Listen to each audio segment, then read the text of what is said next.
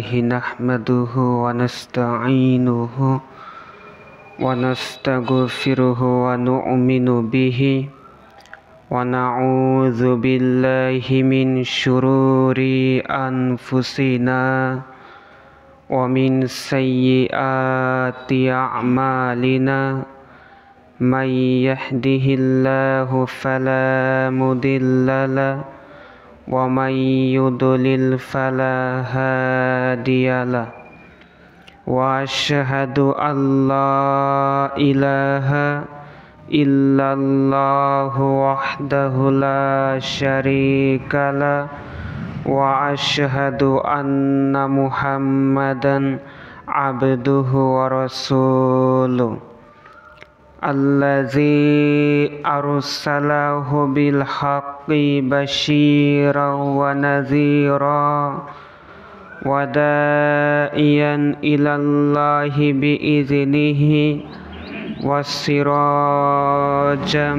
منيرا أما بعد فإن خير الحديث كتاب الله وخير الهدي هدي محمد صلى الله عليه وسلم وشر الأمور محدثاتها وكل محدثة بدعة وكل بدعة ضلالة وكل ضلالة في النار.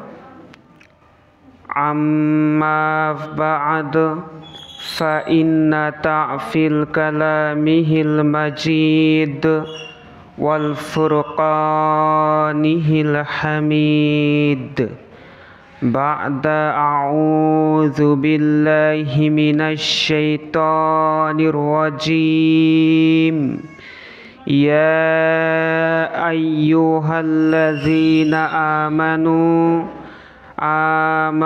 اتقوا الله حق تقاته ولا تموتن إلا وأنتم مسلمون يا أيها الناس اتقوا ربكم الذي خلقكم من نفس واحدة وخلق منها زوجها وبث منهما رجالا كثيرا ونساء واتقوا الله الذي تساءلون به والأرحام إن الله كان عليكم رقيبا يا أيها الذين آمنوا اتقوا الله وقولوا قولا سديدا يصلح لكم أعمالكم ويغفر لكم ذنوبكم ومن يطع الله ورسوله فقد فاز فوزا عظيما. وقال الله تعالى بسم الله الرحمن الرحيم إنا أنزلناه في ليلة القدر وما أدراك ما ليلة القدر ليلة القدر خير من ألف شهر تنزل الملائكة والروح فيها بإذن ربهم من كل أمر سلام هي حتى مطلع الفجر. الآيات. عن أبي هريرة رضي الله تعالى عنه قال قال رسول الله صلى الله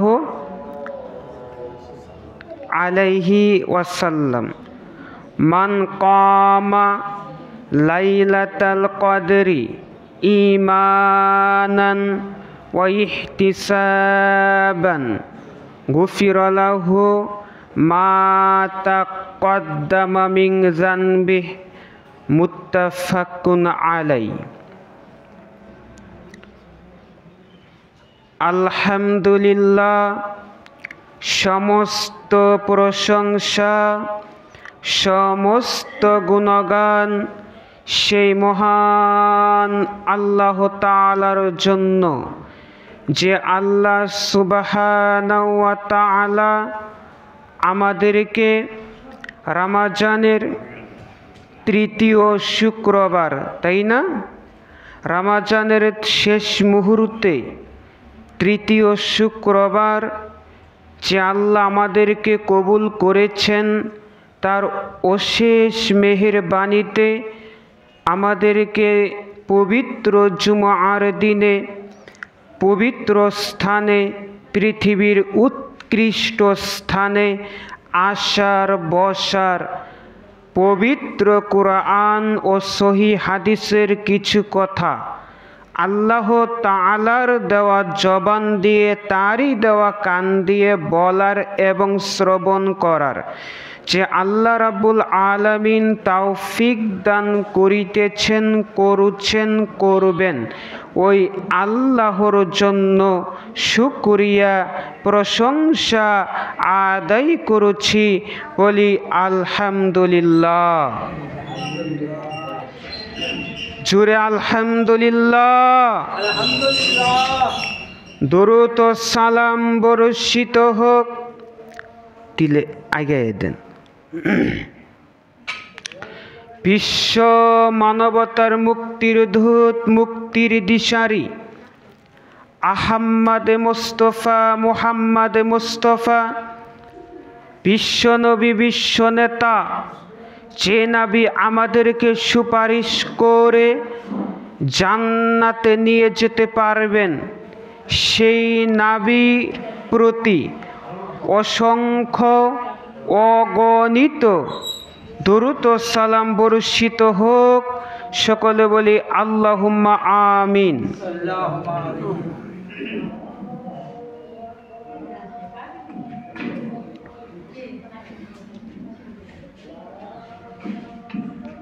সকলেই বলি আল্লাহুম্মা আমিন। সম্মানিত উপস্থিতি, আজকে জুমার খুতবার আলোচনার আলোচ্য বিষয় হলো রমজানের শেষ দশকের ফজিলত তথা লাইলাতুল কদরের রাত্রির তাৎপর্য ফজিলত নিয়ে গুরুত্বপূর্ণ আলোচনা করার চেষ্টা করব ইনশাআল্লাহ। তার আগে কিছু প্রশ্ন আপনাদের জন্য, সেটি হলো যে আমরা রমজান মাস কি দিয়ে কাটাচ্ছি, কি দিয়ে কাটাচ্ছি? অবশ্যই আমরা যেটা দিয়ে কাটাচ্ছি তার এক নাম্বার হলো মার্কেট, রাইট, মার্কেট। দ্বিতীয় নাম্বার হলো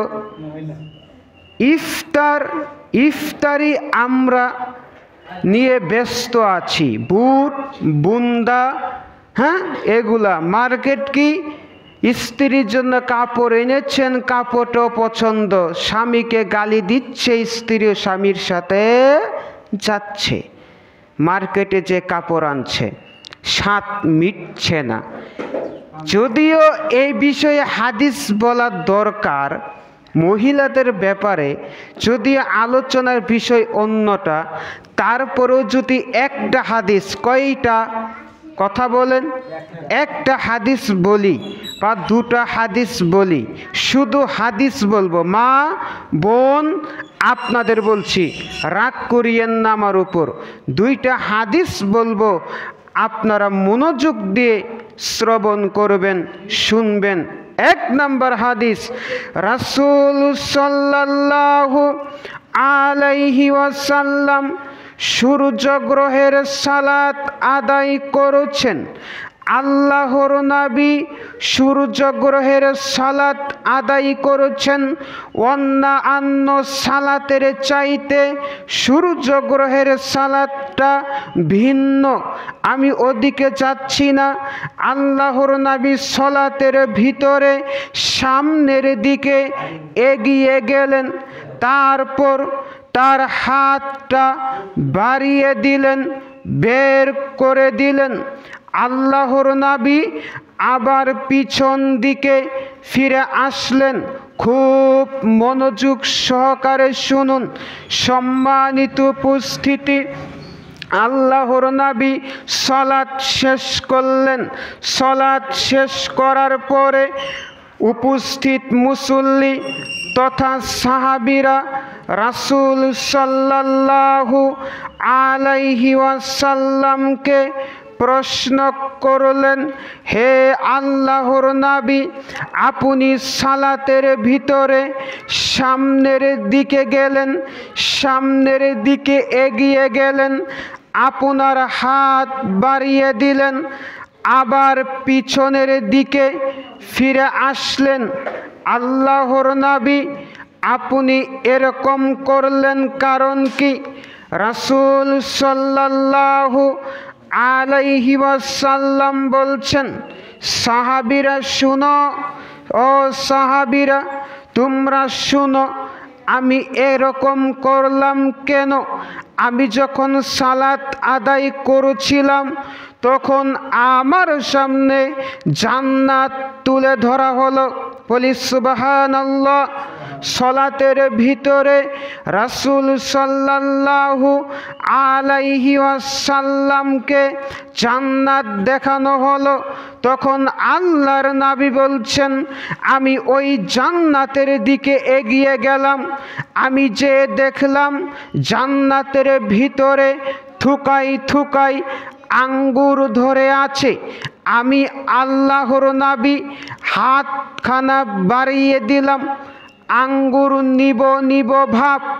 ও সাহাবীরা শুনো, আমি যদি ওই আঙ্গুর এক গুচ্ছ এক মুষ্টি আঙ্গুর নিয়ে দুনিয়াতে আসতাম তাহলে দুনিয়া ফুরিয়ে যেত, তাও আঙ্গুর মানুষকে আমার উম্মতকে ফুরাতে পারত না।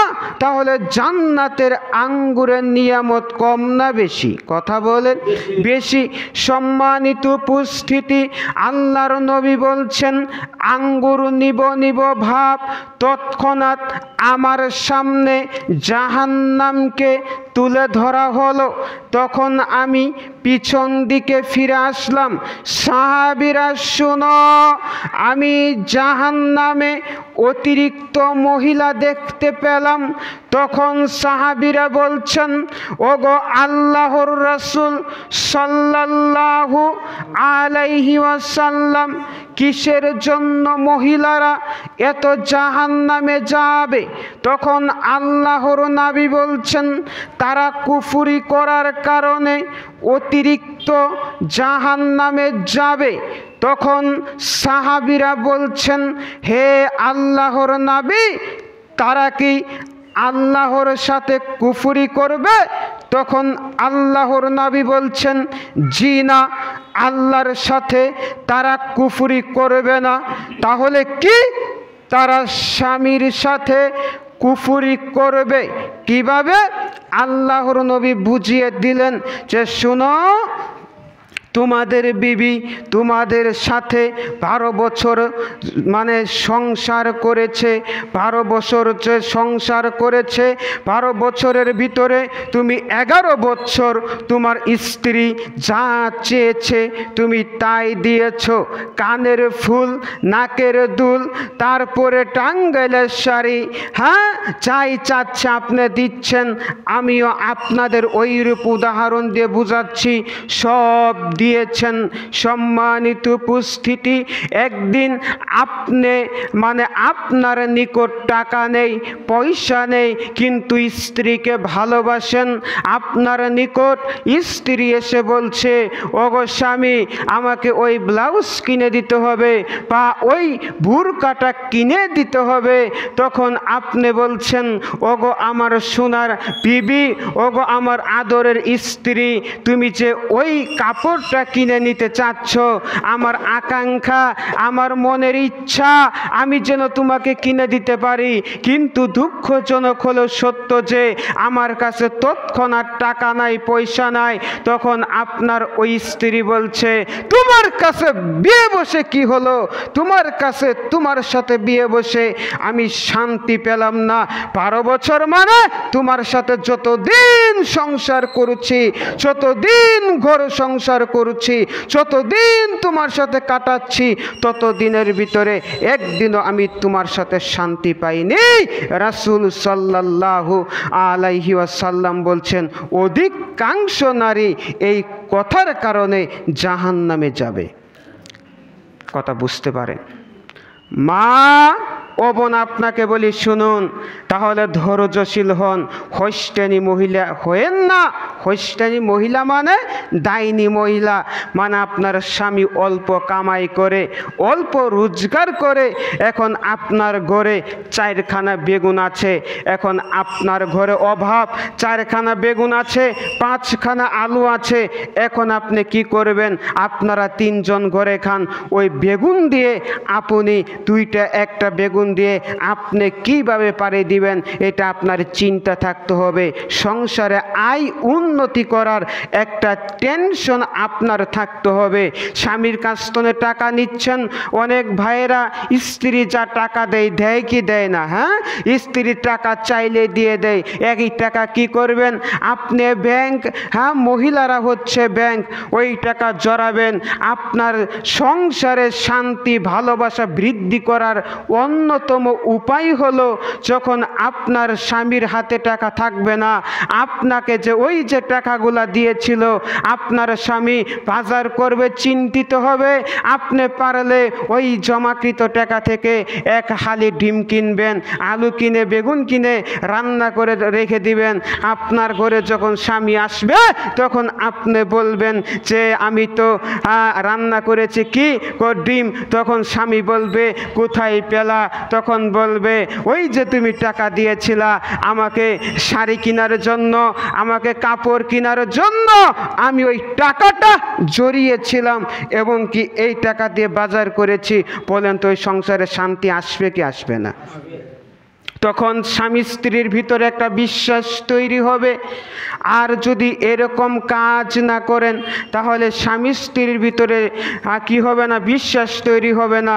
আপনারাও যেরকম হবেন, আপনারাও শুধু আমরা কাপড় পরি, এইটা পরি, সেটা পরি। ও ভাই জানো মিয়া, তোমাদেরকে বলি, সম্মানিত উপস্থিতি, শুনুন, যে কাপড়, এই টাকা পয়সা, অর্থ সম্পদ, আমরা এত কাপড় দিয়ে কী করব? ঈদের সিজন আসলেই মার্কেট করতে হবে। বছরে 2টা ঈদ যদি মার্কেট না করি, মাসে বলবো কি? চ্যালেঞ্জ থাকলো, কোরআন এবং হাদিসে কোথায় আল্লাহর নবী বলেছেন যে নতুন কাপড় পরে ঈদগাহ মাঠে যেতে হবে, নতুন কাপড় পরে সালাত আদায় করতে হবে, নতুন কাপড় পরে ওখানে যেতে হবে? একটা আয়াতেও নাই, একটা হাদিসেও নাই। যত হাদিস এসেছে, পরিষ্কার পরিচ্ছন্ন কাপড় পরে সালাত আদায় করতে হবে। এর অর্থ কি জানেন? আপনি ঈদের রাত্রে যদি কাপড় কিনে আনেন, ওই কাপড়টা ধুয়ে দিতে হবে। বুঝতে পারেন আমার কথা? কাপড়টা কি করতে হবে? পরিষ্কার করতে হবে। আপনি কালকে কাপড় কিনে এনেছেন, ওইটা পরিষ্কার করতে হবে। কেননা এই কাপড়টা এসেছে মাদার টেক থেকে, ঢাকা থেকে, বিদেশ থেকে, অন্যান্য কারখানা থেকে। ওই কাপড়টা বানানোর পরে, অনেক কাপড় জড়ো হওয়ার পরে কাপড়টা ময়লাতে ছিল, তারপরে আয়রন করে আপনার আরামনগর বাজার, সিমলা বাজার, অন্যান্য মার্কেটে দেওয়া দেওয়া হয়েছে। আর ওই মার্কেটগুলোতেও অনেক কাস্টমার, অনেক গায়ক যাকে আমরা বলি ভাষায়, আঞ্চলিক ভাষায়, ওরা কাপড়গুলো হাতিয়েছে। আবার ওই কাপড়গুলো অনেকবার ভাঁজ খোলা হয়েছে। ওই কাপড়গুলোতে রাস্তার ধুলা লেগেছে, রাস্তার বালি লেগেছে। ওই কাপড়গুলা অপবিত্র হয়েছে, অপরিষ্কার আছে। তাই এই নতুন কাপড়কে এনে ধুয়ে দিতে হবে, ধুয়ে তারপরে পরতে হবে। তার মানে অত্র হাদিস থেকে, বক্তব্য থেকে আমরা বুঝতে পারলাম যে নতুন কাপড় দিয়ে ঈদ করা যাবে না, নতুন কাপড় দিয়ে মানে সালাত আদায় করা যাবে না। কাপড়টা হতে হবে পরিষ্কার পরিচ্ছন্ন, যে কাপড়টা সুন্দর থাকবে, পরিষ্কার ঝকঝকে থাকবে। বলছিলাম মহিলাদের জন্য আরেকটি হাদিস। মা বোনেরা খুব মনোযোগ সহকারে শুনুন। রাসূল সাল্লাল্লাহু আলাইহি ওয়াসাল্লাম একটা অফার মহিলাদেরকে দিয়েছেন।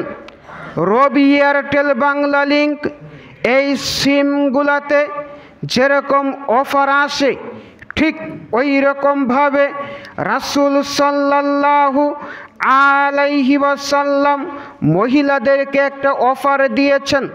অফারটা কি?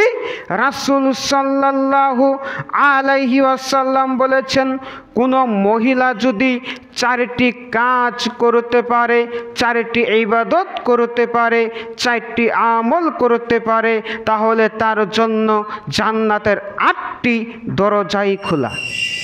সুবহানাল্লাহ বলবেন না? যে কোনো দরজা দিয়ে প্রবেশ করতে পারবে। 1, 5 ওয়াক্ত সালাত, যে কোনো মূল্যেই সালাত আদায় করতে হবে।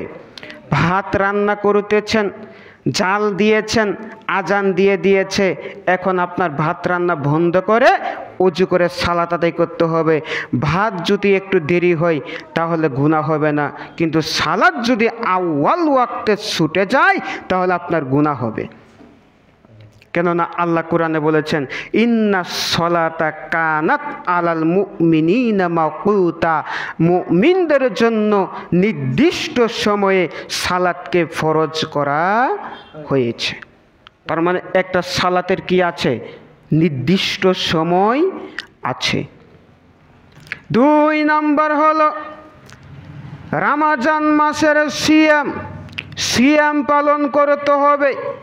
রমজান মাসের সিয়াম যে কোনো মূল্যে পালন করতে হবে, আদায় করতে হবে।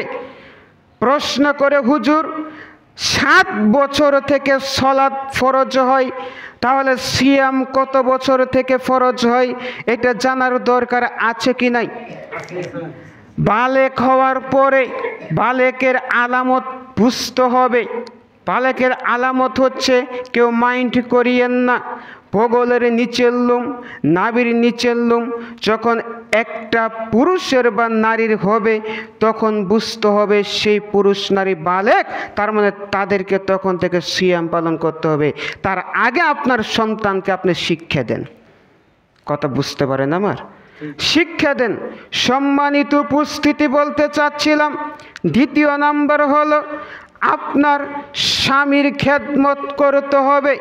স্বামীর খেদমত মানে রাসূল সাল্লাল্লাহু আলাইহি সাল্লাম বলেন, কেউ যদি স্বামীর পা থেকে শুরু করে মাথার চাঁদি পর্যন্ত চেটে চেটে আসে, তারপরেও ওই স্বামীর খেদমত হয় না। স্বামীর খেদমত মানে আপনাকে পানি চাচ্ছে, আপনি অনেক রাত সারাদিন কাজ করেছেন, সারাদিন রান্নাতে ব্যস্ত ছিলেন, স্বামী বলেছে খালেদা বা বলেছে জরিনা আমার জন্য 1 গ্লাস পানি দাও, তখন আপনাকে যদিও রাগ আছে আপনার মনে, কিন্তু স্বামীর সাথে হাসি মুখে কথা বলে পানি দিতে হবে। ঠেককস করে ফালানো যাবে না। তাহলে সংসারে কি আসবে না? বরকত আসবে না, শান্তি আসবে না। তাহলে মা আপনাকে বলছি, তাহলে আপনার স্বামীর খেদমত করতে হবে। আর স্বামী যারা, ভাই যারা, আপনাদেরকে বলছি যে আপনারও স্ত্রীর সাথে ভালো ব্যবহার করবেন। মহিলাদের বুদ্ধি কম এটা আমরা জানি, তবে ওদের ফজিলত বেশি, তাই স্ত্রীদের সাথে ভালো ব্যবহার করতে হবে, মহিলাদের সাথে ভালো ব্যবহার করতে হবে। তাদেরকে মারা যাবে না। কি করা যাবে না? মারা যাবে না, মুখের উপরে মারা যাবে না। এখন প্রশ্ন করে, হুজুর তাহলে স্ত্রীকে মারতে তো হয়, কিভাবে মারব? তখন উত্তর হলো যে মেসওয়াক চিনেন আপনারা? মেসওয়াক সমান লাঠি দিয়ে টুক টুক টুক টুক করে মারতে হবে, যাতে আপনার মায়ের হাইসা দেয়, রাগ না করে। সম্মানিত উপস্থিতি, তাহলে আরেকটা হলো চতুর্থ নাম্বারে যেটা, সেটা হলো লজ্জাস্থানের হেফাজত করতে হবে।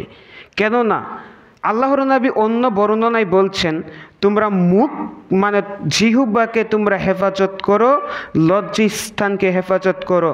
যত পাপ কাজ হয় দুইটা দ্বারায় হয়, একটা মুখ।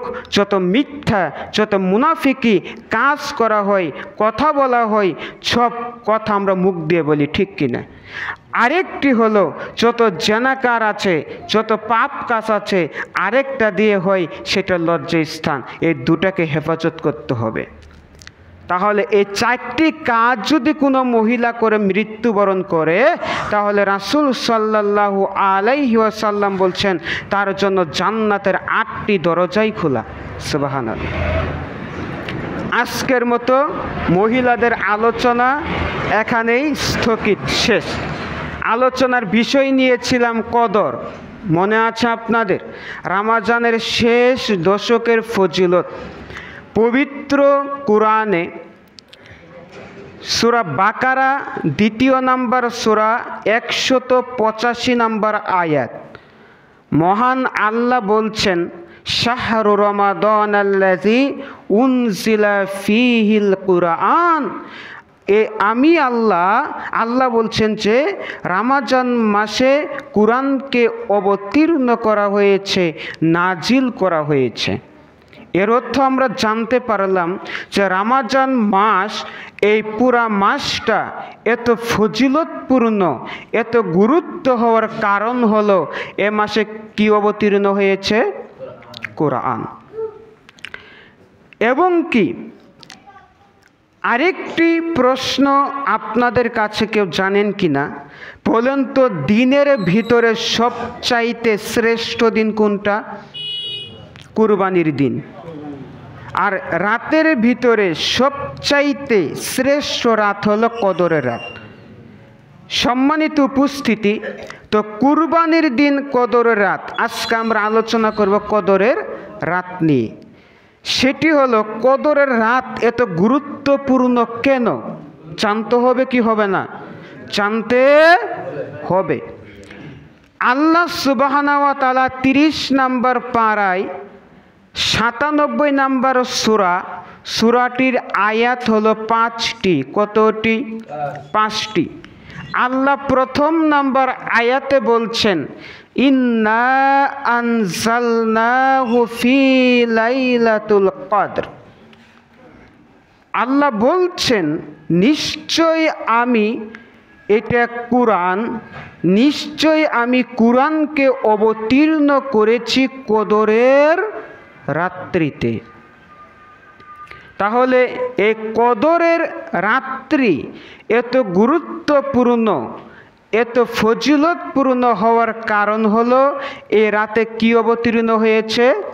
কুরআন অবতীর্ণ হয়েছে। যে কিতাবটা অবতীর্ণ হয়েছে, সেই কিতাবে একটা চ্যালেঞ্জ আমার আল্লাহ দিয়েছেন।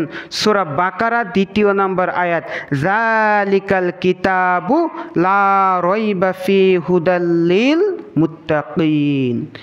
এটা এই কিতাব, এটা সেই কিতাব যেই কিতাবে কোনো সন্দেহ নেই। আর যে কিতাবটা হচ্ছে মুত্তাকিদের জন্য হেদায়েত স্বরূপ।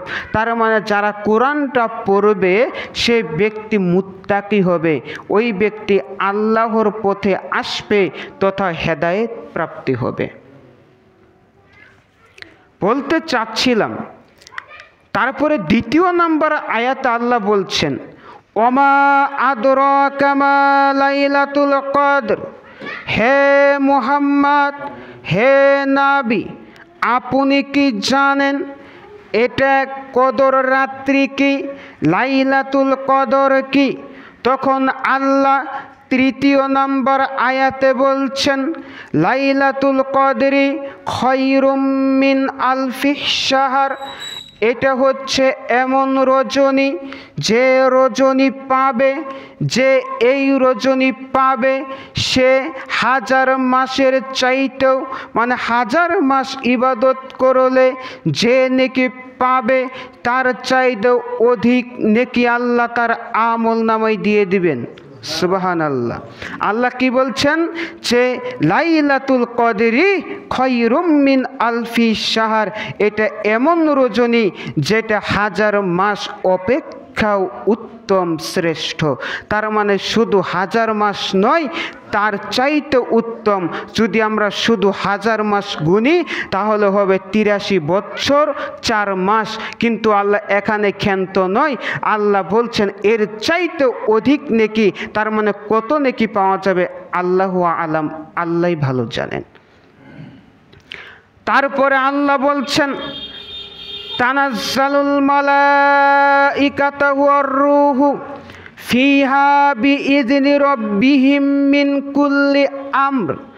হে মোহাম্মদ শুনো, এ কথা কাকে বলছেন? আমাদের নবীকে। ওই যে বললেন ওমা আদরাকা মা লাইলাতুল কদর, তুমি কি জানো কদর সম্পর্কে? এটা আবার 4th নম্বর আয়াতে বলছেন যে তানাজ্জালুল মালাইকাতু ওয়ার রূহু ফিহা বিইذনি রাব্বিহিম মিন কুল্লি আমর।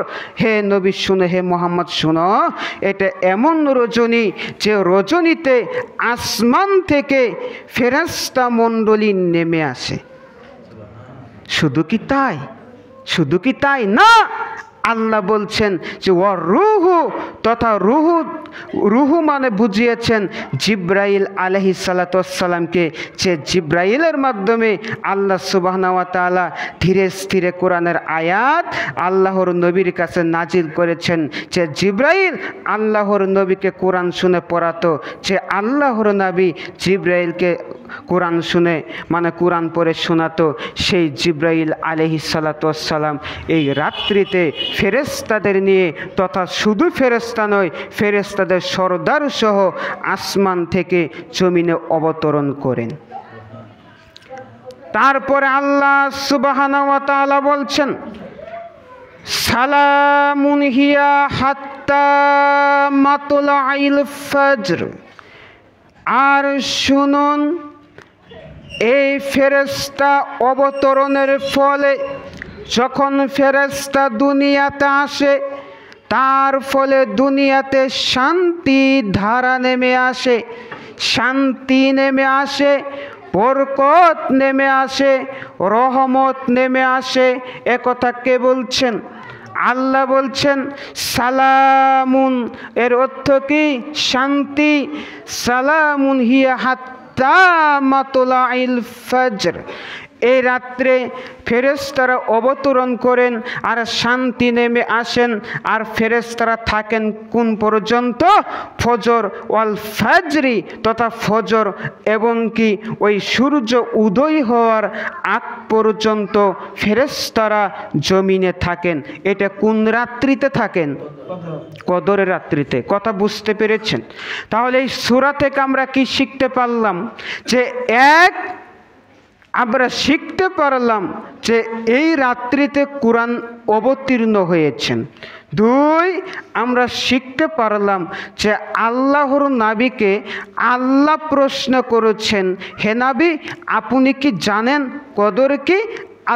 আল্লাহ তারপরে নিজেই বলে দিচ্ছেন যে এটা এমন একটি রাত যে রাতে ইবাদত করলে, হাজার মাস ইবাদত করলে যে নেকি পাওয়া যায় তার চাইতেও অধিক নেকি আল্লাহ তার আমলনামায় দিবেন।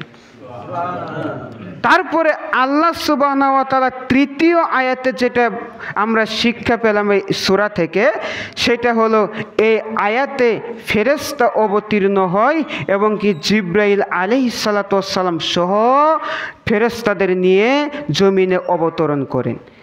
এই আয়াতে, এই সূরাতের লাস্টের আয়াতে যেটা শিখতে পারলাম যে এই রাত্রিতে ফেরেশতারা আসেন, যার কারণে দুনিয়াতে শান্তি নেমে আসে। এবং কি ফেরেশতারা ফজরের আগ তথা ফজর তথা ওই সূর্য ওঠার আগ পর্যন্ত ফেরেশতারা জমিনে অবস্থান করে।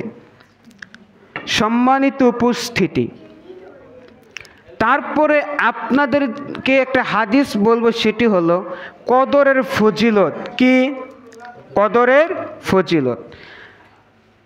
আবু হুরায়রা রাদিয়াল্লাহু তাআলা আনহু বলেন, রাসূল সাল্লাল্লাহু আলাইহি ওয়াসাল্লাম বলেছেন, মান কামা লাইলাতাল কদরি ঈমানান ওয়া ইহতিসাবান গুফিরা লাহু মা তাকদ্দামা মিন যানবিহি।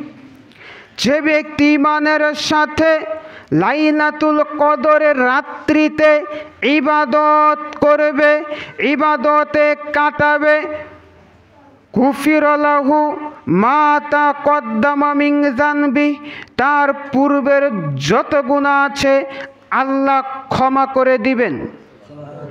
সুবহানাল্লাহ। তাহলে ইবাদত করতে হবে। কি করতে হবে? ইবাদত। তার মানে আল্লাহর নবী এখানে বুঝাচ্ছেন, কদরের রাত্রিতে এই নেকিগুলা পেতে গেলে কি করতে হবে? ইবাদত। কিন্তু আমাদের দেশে ইবাদত হয় না।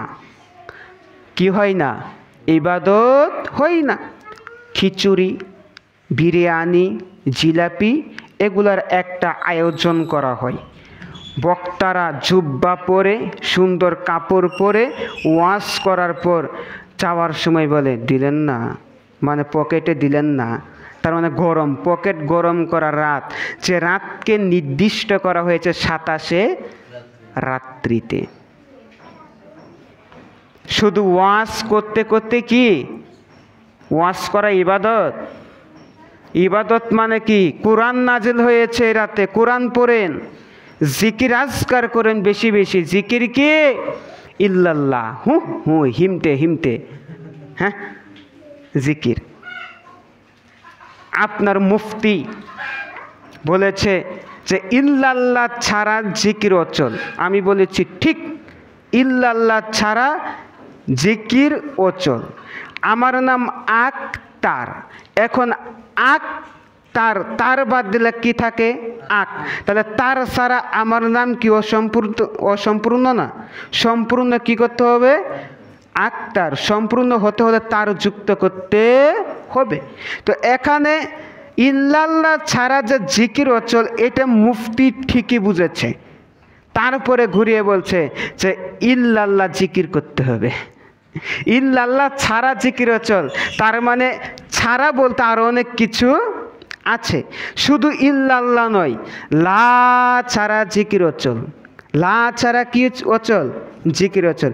ইলাহা ছাড়া কি অচল? জিকির অচল। ইল্লাল্লাহ ছাড়াও জিকির অচল।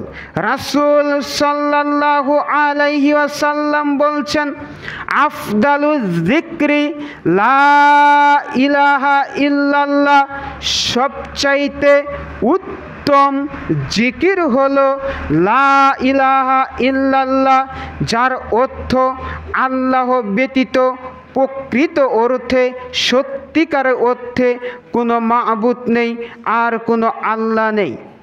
সম্মানিত উপস্থিতি, জিকির মানে আমাদেরকে বুঝতে হবে, আজকে জিকিরের নামে অনেক ভণ্ডামি হচ্ছে কি হচ্ছে না? কথা বলেন।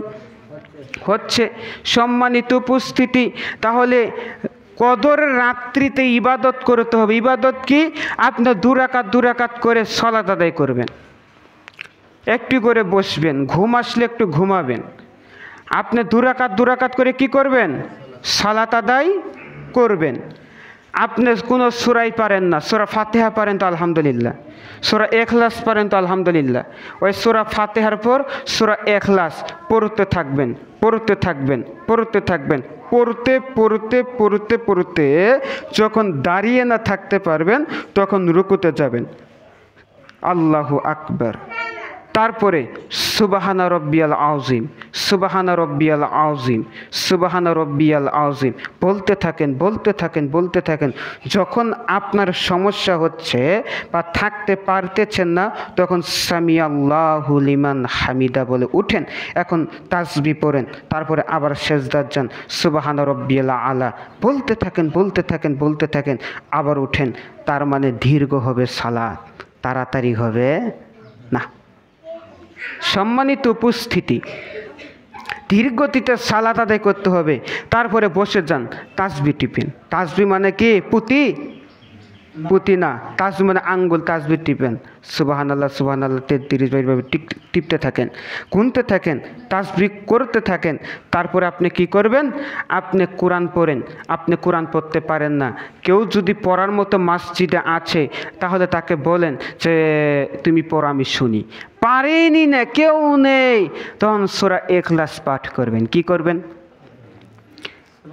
সূরা ইখলাস পারেন তো? সূরা ইখলাস যদি না পারেন তাহলে আরেকটি সূরা আছে, সূরা কুলহু।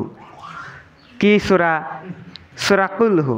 তাহলে রাসূল সাল্লাল্লাহু আলাইহি ওয়াসাল্লাম বলছেন, কেউ যদি সূরা ইখলাস তথা কুলহু সূরা একবার পাঠ করে তাহলে কোরআন মাজিদ 10 পারার সমান নেকি পাওয়া যায়। 2 বার 20 পারা, 3 বার 30 পারা। তাহলে ইখলাস পড়বেন এইভাবে, আমার সাথে বলেন বিসমিল্লাহির রহমানির রহিম। বলেন কুল হুয়াল্লাহু আহাদ, জোরে।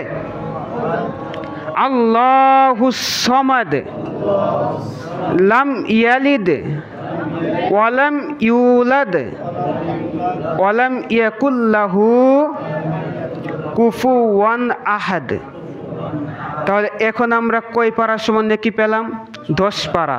2 বার পড়লে 20 পারা, 3 বার পড়লে 30 পারা।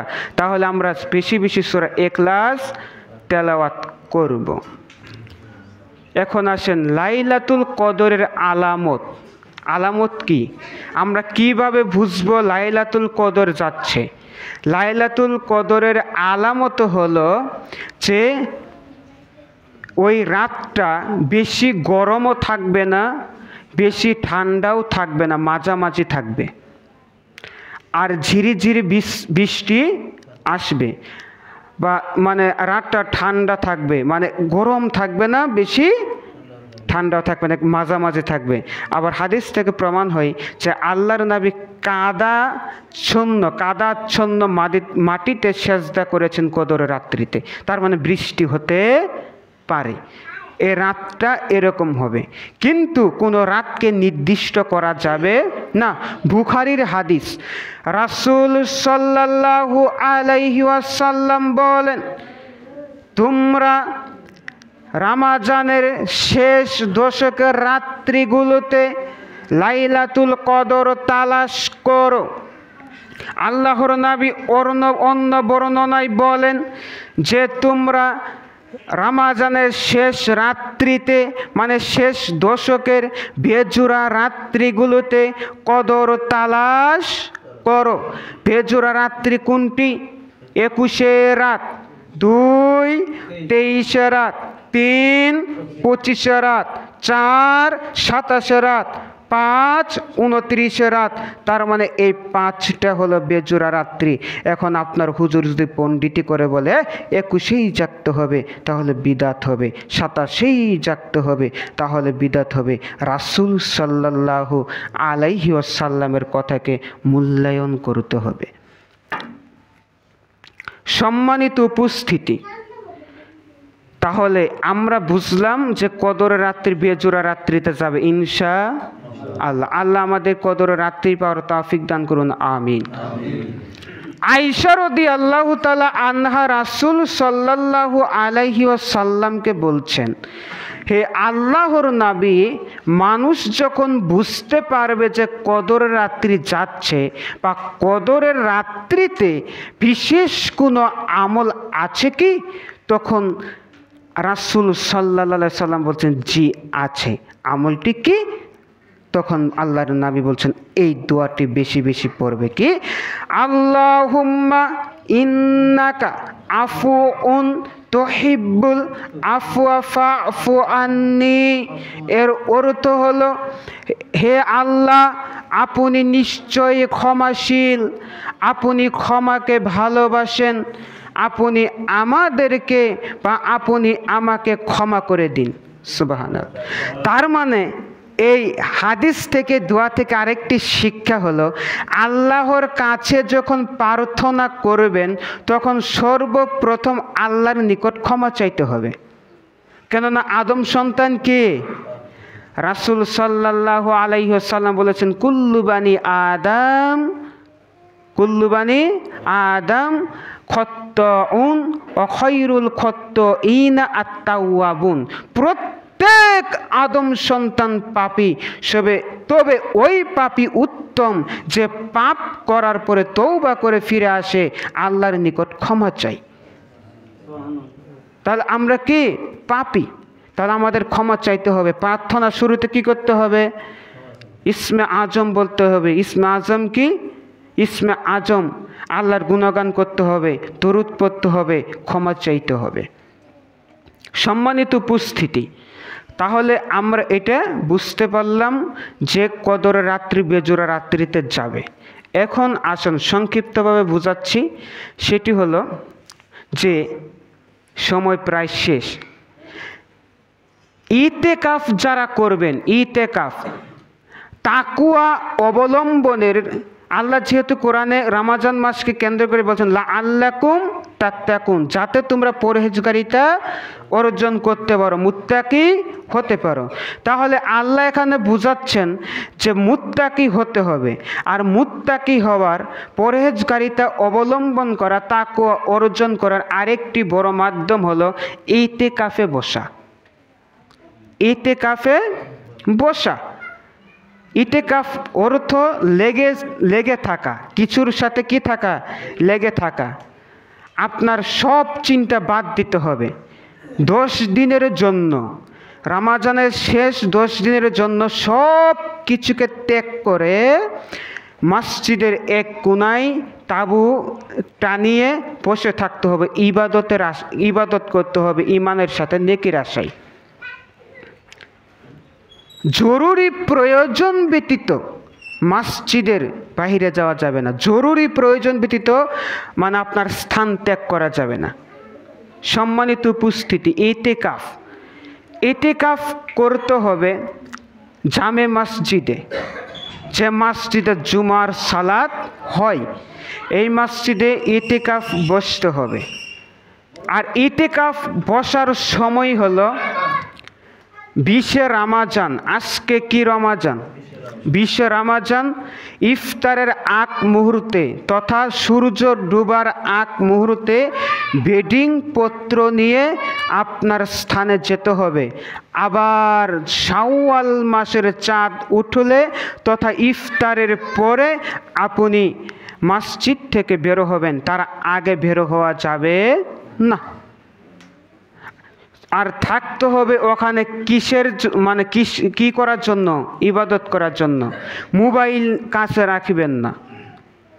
বাটন ফোন যদি থাকে রেখে দিতে পারেন, কিন্তু বড় ফোন রাখা যাবে না। যুবকরা শোনো, তোমরা যারা কি করো ওই ইতিকাফে বসো, এগুলা করা যাবে না। কেননা মোবাইল থাকলে চ্যাট করতে মন চাবে, হ্যাঁ, চ্যাটিং করবা, ওই মেসেঞ্জারে কথা বলবা আর কবা যে কদরে রাত পামু বেটা, এ করা যাবে না।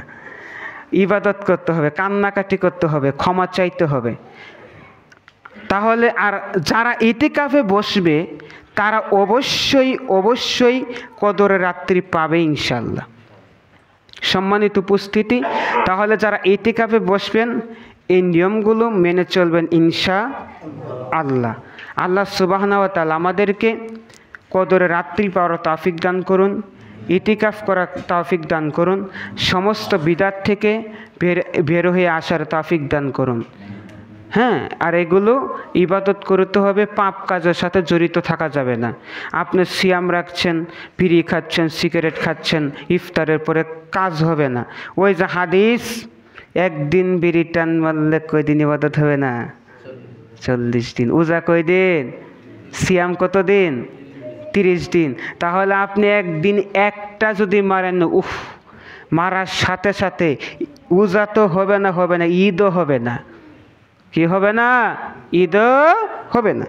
আল্লাহ সুবহানাহু ওয়া তাআলা আমাদেরকে এই রমজান মাসে যত পাপ কাজ আছে এগুলো থেকে বিরত থাকার তৌফিক আরও দান করুন। শুধু রমজান মাস নয়, এই মাসে যেন আমরা শিক্ষা অর্জন করে পুরা মাস যেন আমরা তাকওয়া অবলম্বন করতে পারি। আমিন। আরেকটি হলো যে আমরা তো শুধু ইসলামের বিপরীত কাজ করি। রাসূল সাল্লাল্লাহু আলাইহি ওয়াসাল্লাম বলেন একটা করি আরেকটা। আল্লাহর নবী বলেছেন জাকাত দিতে হবে টাকা দিয়ে। কি দিয়ে? আর আমরা দেই সিরা লুঙ্গি দিয়ে। হ্যাঁ, সিরাত তফন লুঙ্গি ওই 150 বা 250 500 টাকা দামের শাড়ি দিই, অথচ ওইটা রাসূল সাল্লাল্লাহু আলাইহি সাল্লামের কথা না। ফেতরা দিতে হবে চাউল দিয়ে, খাদ্যদ্রব্য দিয়ে। যে দেশে যেটা অ্যাভেলেবেল খাদ্য পাওয়া যায় প্রধান খাদ্য ওইটা দিয়েই দিতে হবে। কথাকার? রাসূলের। তখন আমরা দরদ দেখাই চাইল দেই না কি এর জন্যে? কজুদিল মুসাফির চাইতে খালে আসার পরে, কজুদিল ফকির মিসকিনের মানজা ভাঙ্গে, তাহলে মসজিদের কমিটির দোষ হবে। আরে বেটা, চাইলে না পায়ে কত মানুষ মারা গেছে, হ্যাঁ, খাদ্য না পায়ে। চাইল দিতে হবে। আপনার আবেগ দিয়ে কি ধর্ম চলবে না? ধর্ম চলবে না। ধর্ম দুইটা মূলনীতিতে চলবে, 1 কোরআন, 2 হাদিস। তবে আরেকটি কথা বলি, যদি সমাজ থেকে চাপ দেয় চাল মানে টাকাই দিতে হবে। আমি একটা মাঝে মাঝে কথা বলি যে চাপ যখন দিবে ওখানে আপনি কি মাজলুম? কি মাজলুম? আর মাজলুমের দোয়া কি হয়? আল্লাহ ফিরিয়ে দেন না। যেমন আমরা নিজে সুদ খাবো না, কিন্তু সরকার থেকে যে টাকাগুলো পাচ্ছি, চাকরির যে টাকাগুলো আসতেছে, সরকারি যারা মাদ্রাসা স্কুলে চাকরি করে সব কিন্তু সুদের টাকা। ওই কারেন্ট বিল এগুলো কিন্তু সুদের, কিন্তু এগুলার ভিতরে আমরা কি হয়ে আছি? মাজলুম। আর মাজলুমের দোয়া কি হয়? কবুল হয়। তাহলে আমরা মাজলুম অবস্থায় বেশি বেশি দোয়া করব, আল্লাহ তাআলা যেন এদেরকে হেদায়েত দান করে। আর হেদায়েত দান যদি না হয় তাহলে তাড়াতাড়ি মরার দোয়া করব। কিসের দোয়া করব? মরার দোয়া করব। আর বেশি বেশি দোয়া করব গাজা ইসরায়েল, হ্যাঁ, আপনারা জানেন এই খবর। আল্লাহ যেন তাদেরকে ইহুদিদের হাত থেকে রক্ষা করেন। সকলে বলে আল্লাহুম্মা আমিন। ওয়া আখির দাওয়ানা আলহামদুলিল্লাহি রাব্বিল আলামিন।